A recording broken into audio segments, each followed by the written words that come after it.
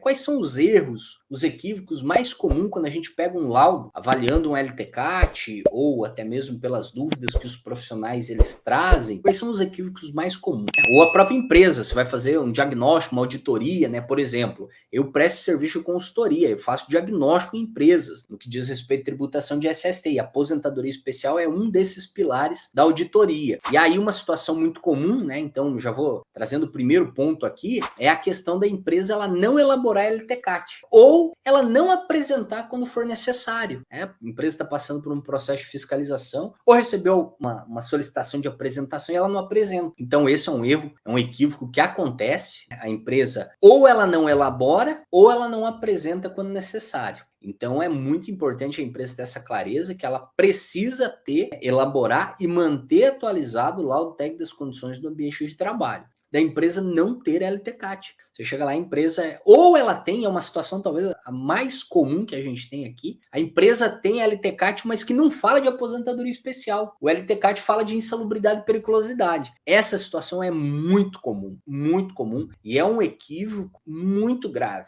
Segundo, pessoal, é a empresa, né, o profissional, não contemplar no LTCAT as informações mínimas. Então, ou seja, você pega o LTCAT e o LTCAT ele não contempla as informações mínimas. E qual é a sacada que eu dou aqui para você? Consulte quais são as informações mínimas de um PPP e também do evento 2240 do E-Social. O seu laudo, ele pode ter coisa a mais, não tem problema, mas foca no mínimo. O mínimo é que aquilo subsidie o preenchimento do PPP e a transmissão do evento 2240 do E-Social. Então ele tem que ter informação capaz de que você consiga fazer isso. E também em caráter aqui, talvez que o primeiro embasamento que você deve ter aí na sua empresa, no seu trabalho, é o que diz o artigo 276 da IN 128 de 2022. Essa instituição normativa, né, da Previdência Social, ela tem lá nesse artigo todos os elementos mínimos. Tem aqui as informações mínimas que tem que ter o LTCAT. Se ele é individual ou coletivo, identificação da empresa, identificação do setor e da função, descrição da atividade, identificação do agente prejudicial à saúde, arrolado na legislação previdenciária, anexo 4 do Decreto 3.048, localização das possíveis fontes geradoras, via e periodicidade de exposição ao agente prejudicial à saúde, metodologia e procedimentos de avaliação do agente prejudicial à saúde, descrição das medidas de controle existentes, conclusão do LTCAT, assinatura e identificação do médico ou engenheiro de segurança do trabalho e a data da realização da avaliação ambiental. Outro equívoco muito comum, né? Não contemplar no laudo os fatores de risco do anexo 4 do Decreto 3.048. Não é DNR 15 DNR 16 que você vai falar. No seu LTCAT, se você está falando de aposentadoria especial, você tem que falar dos agentes nocivos listados lá no anexo 4 do decreto 3.048. Vamos lá, ó. Anexo 4, classificação dos agentes nocivos. Aqui a gente tem a relação dos agentes nocivos, que ensejam a aposentadoria especial e o respectivo tempo de exposição. Aqui a gente tem toda a relação dos fatores de risco, que inclusive são os fatores de risco previstos no evento 2240 do E-Social, ok? Então, quando você for elaborar seu laudo, você tem que garantir que esses agentes nocivos estejam contemplados no seu laudo. Qual é o quarto? Não seguir metodologias e procedimentos técnico nas avaliações ambientais. Essa é uma situação muito comum. Você pega lá determinada disposição, por exemplo, o caso do ruído. Independente se você usou Q igual a 3, Q igual a 5, independente disso, se você está usando NR15 como parâmetro, NHO 01, mas você não deixa isso claro, você não apresenta, ou nem tem, faz uma avaliação pontual do nada, do além, e coloca lá. Ou seja, você não está seguindo procedimento técnico, metodologia. Você faz uma avaliação de determinado agente químico, que é quantitativo, né, e você trata ele como qualitativo. E mesmo aquele que é qualitativo, você não segue determinados critérios técnicos, seja para caracterizar a exposição ou descaracterizar. Então esse erro ele é muito comum quando pegam o LTCAT, só no ler o LTCAT você já tem essa compreensão se o procedimento, a metodologia foi ou não foi seguido. Também tem outro equívoco muito comum, e talvez o mais constrangedor, é quando você pega o LTCAT e ele não apresenta o embasamento para a declaração das informações, seja no E-Social,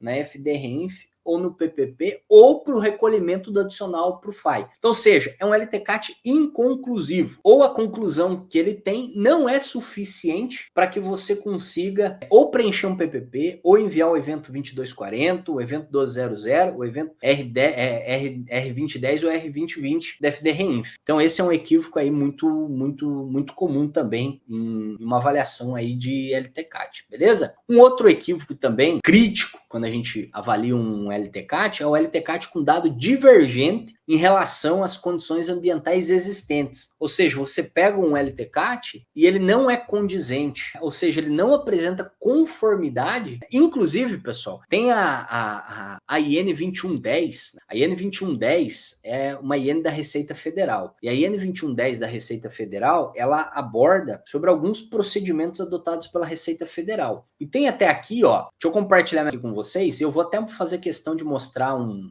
artigo aqui para vocês entenderem o que eu estou querendo dizer. Vamos colocar aqui, ó. A Receita Federal verificará, por intermédio de sua fiscalização, a regularidade e a conformidade das demonstrações ambientais de que trata o artigo 230. O LTCAT é um deles. Os controles internos da empresa relativo ao gerenciamento dos riscos ocupacionais, em especial para o embasamento para a declaração de informações nos termos do artigo 25. Ou seja, se o trabalhador tal não está exposto, de acordo com as disposições contidas no artigo 57 e 58 da Lei 8.213. Ou seja, quando eu falo aqui para vocês, pessoal, que você pega lá o LTCAT e ele não apresenta conformidade entre as demonstrações ambientais, controle das empresas, né, controle da empresa, isso é uma divergência, isso é um erro. Você pega o LTCAT lá e o LTCAT diz que não enseja aposentadoria especial por causa das medidas de controle adotadas. Só que aí você vai avaliar os controles, as medidas de controle adotadas pela empresa, não tem, elas são ineficazes, entendeu? Vou dar um exemplo para vocês do que a Receita Federal faz. A Receita Federal, ela pede, a Receita Federal, ela usa a prescrição dos últimos 5 anos. Então, ou seja, ela pode pedir na sua empresa hoje o PPRA ou o LTCAT. Aí, Edvaldo, mas o PPRA não está mais em vigência. Beleza. Só que lá em 2019, 2020, era o PPRA que estava em vigência. Então, ou seja, ele era a obrigação acessória da empresa. E a Receita Federal pede. Ela pede e você apresenta. E aí tá lá dizendo, tem lá, por exemplo, exposição ao ruído, mas não enseja porque tem medida de controle. A Receita Federal, que ela, no caso do ruído específico, não, porque ela usa como parâmetro a área 664335. Mas é um determinado fator de risco lá que você neutralizou a condição por causa do EPI, por exemplo. A Receita Federal, ela pode te pedir as medidas de controle, comprovação. E você tem que comprovar para ela. Ela pode pedir também o relatório anual. Agora, relatório analítico do PCMSO.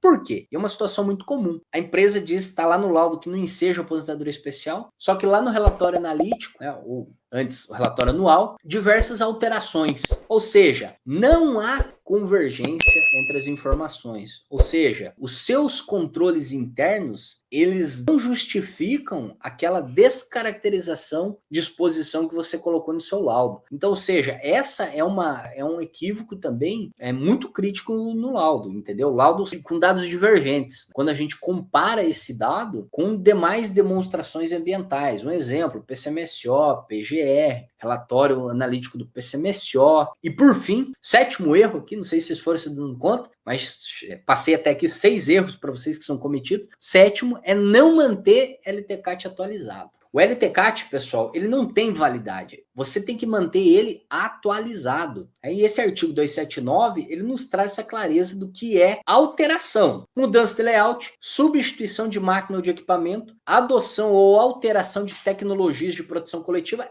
e alcance dos níveis de ação estabelecidos na legislação trabalhista ser aplicável. Então, ou seja, se você tiver uma dessas situações aqui, você teve uma alteração. Então, ou seja, o seu laudo ele precisa ser atualizado, entendeu? Então, primeiro ponto, né, quando a gente fala, a empresa ela não mantém o laudo dela atualizado. Você pega lá uma empresa que está com o laudo de 2019. Imagina só, de 2019 para cá, quanta coisa mudou. Às vezes você pega uma empresa, por exemplo, com um laudo de setembro de 2023. Vai olhar agora, você vê que ele não está atualizado. Poxa, mas passou 3, 4 meses. Ah, mas a empresa mudou um processo, começou a utilizar um novo produto químico, mudou máquina, mudou equipamento, entendeu? Então, qual é a clareza que você tem que ter desse ponto aqui? LTCAT não tem validade. Porém, ele precisa se manter atualizado, ok? E atualizado é condizente com a realidade de exposição do trabalhador.